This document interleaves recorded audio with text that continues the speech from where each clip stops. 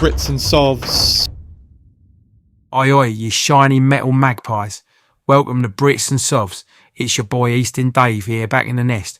Go put the kettle on, put your feet up and grab a biccie, because today we ain't talking about gold, silver or me shiny treasures. Nah, this one's bigger. Proper serious stuff this. Today we're talking about digital ID, the biggest con since Del Boy tried to flog hooky Rolexes out the back of a Robin Reliant. Now listen here, right? Our mate Keir Starmer, or as I like to call him, Two-Tier Kier, yeah? He's only gone and announced that the old digital ID is mandatory, innit? Yep, mandatory. And apparently he wants the whole thing rolled out before the end of his term. You couldn't make it up. This government will make a new free of charge digital ID mandatory for the right to work by the end of this Parliament. Now let's have a little butchers at that word, shall we? Mandatory. Sounds scary, don't it? But here's the thing, the word mandatory don't actually mean you have to do it. It means it's got to be agreed upon by the mandator. Basically, they try to trick you with the wording, make you think you ain't got a choice. It's all smoke and mirrors, my old China, classic political waffle. And then old Two-Tier Kier gets up on his soapbox and starts selling it like a bleeding miracle cure. Oh, it will stop illegal immigration, he says.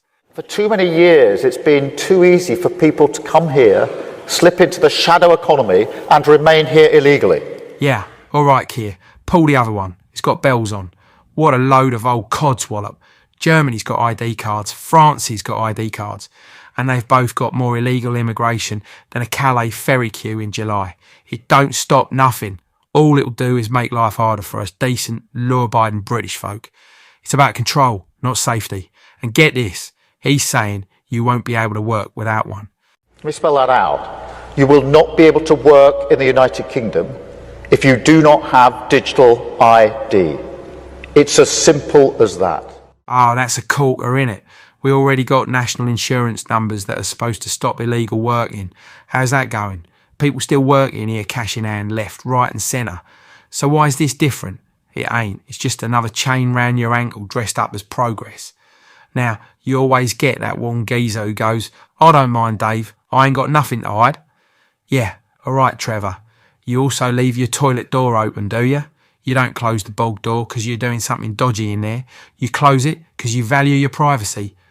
Privacy ain't about being guilty or innocent.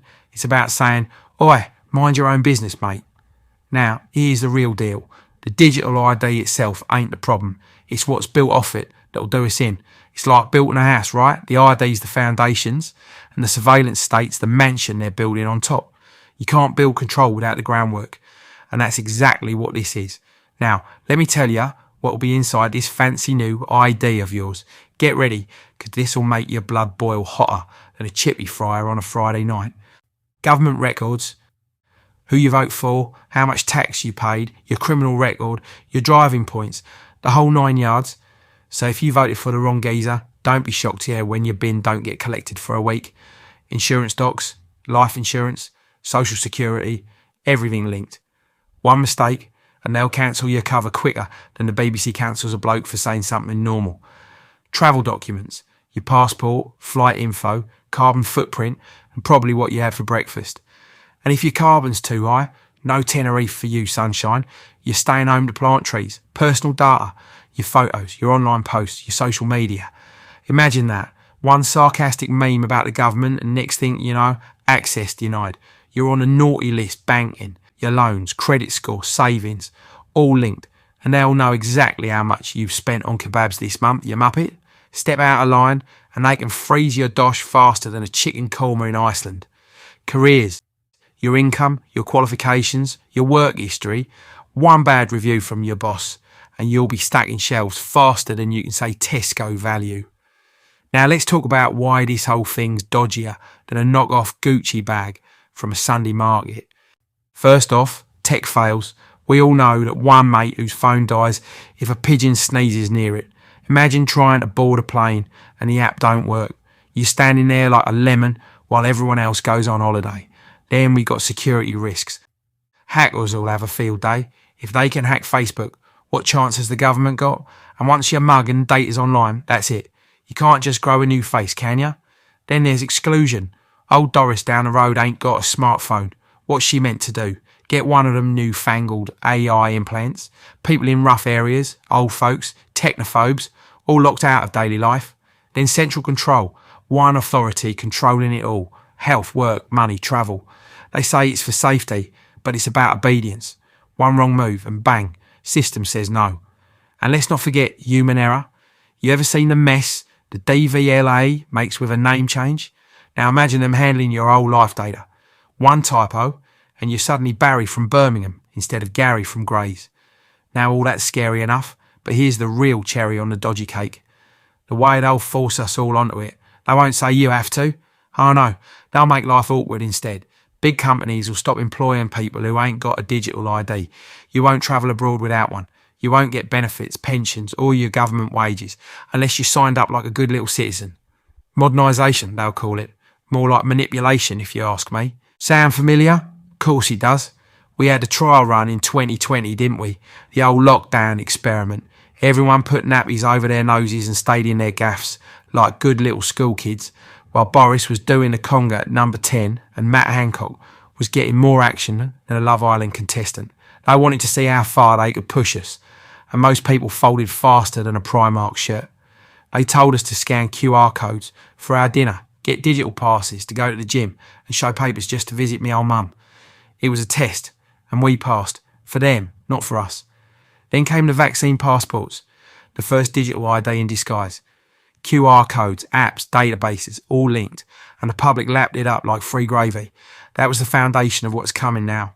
And once they've got your digital ID and your cashless wallet, that's when they'll move on to phase 2. The big one, the full Monty of control.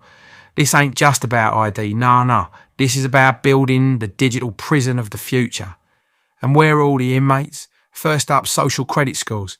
You seen what they do over in China, right? You so much as sneeze the wrong way and bang, you lose points. You jaywalk, say something cheeky online or share a meme about Starmer and boom, you can't get a train ticket or order a kebab.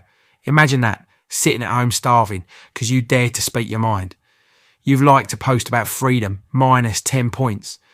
It's like having your nosy neighbour from number 42 watching you, only now she's backed by AI and 10 Downing Street. Then we've got carbon tax credits, the guilt tokens for breathing too much, basically. Oh, Dave, you've driven to the seaside twice this month. Naughty boy, no more petrol till payday. Oh, you've had 3 bacon sarnies. That's your meat ration gone, my son. They'll guilt trip you into obedience. Next thing you know, you're trading sausage roll tokens at the pub like you're back in wartime Britain and who'll still be flying private jets and eating steak tartare. Yeah, the same Muppets who made the rules. Now the big one, CBDC, the central bank digital currencies. This ain't money. This is a leash with numbers on it. They'll be able to track every transaction you make, from your mortgage to your Greg's sausage roll. Spend it wrong, say something they don't like, and bang, your account's frozen quicker than a turkey in Tesco's freezer aisle. They'll tell you it's for security and efficiency. What it really means is control. Your money won't be yours. It'll be programmable, meaning they decide what you can buy, how much and when. CBDC funds cannot be used for alcohol or mate. Your balance expires at the end of the month. You'll own nothing, save nothing, and live like it's on loan from Big Brother. And don't even try saving for a rainy day. Your credits will vanish before the clouds even form. Then there's the tracking and tracing, 24/7 digital tailing, like a copper on your shoulder. Your ID, phone and car will be snitching on you more than your ex after a breakup. They'll know where you go, what you do, who you meet, what you eat, and how often you fart. Oh, Dave's had 2 pints and a curry again. Naughty carbon offender. We'll all be walking around with invisible tags like bleeding parolees. And then, the final nail in the coffin, biometric ID, fingerprints, face scans, eyeballs, all logged and stored. They'll scan you faster than Aldi scans a loaf of bread. That's why they've been putting them 5G towers up quicker than McDonald's drive-thrus. They need lightning speed to track you in real time. Walk past the camera and it'll go access denied, Dave. You've already had your weekly freedom. Mate, Orwell's 1984 looks like a Disney film compared to what they're building. Now they'll tell you it's for convenience. Yeah, convenient for them. They get total power, and we get shiny digital handcuffs with Wi-Fi. It's the same trick every time. Sell you the problem, flog you the solution. But don't worry, me shiny magpies. There's hope yet. The free market will always live. Those who want to stay outside the system, stack your gold, stack your silver, and grab some Bitcoin. They're outside government control, proper money for proper people. When their system crashes, the stackers will still be standing. And if you want to know more about all this, check out The Truth Shall Set You Free by Daniel Lowe. He lays it out beautifully, no waffle, no nonsense. I'll drop the link in the description below. So don't be fooled by the shiny tech and fancy words, my friends. Freedom's worth more than any gadget, app or promise from some two-faced politician. Stay smart, stay free, and most importantly, stack high, stay golden.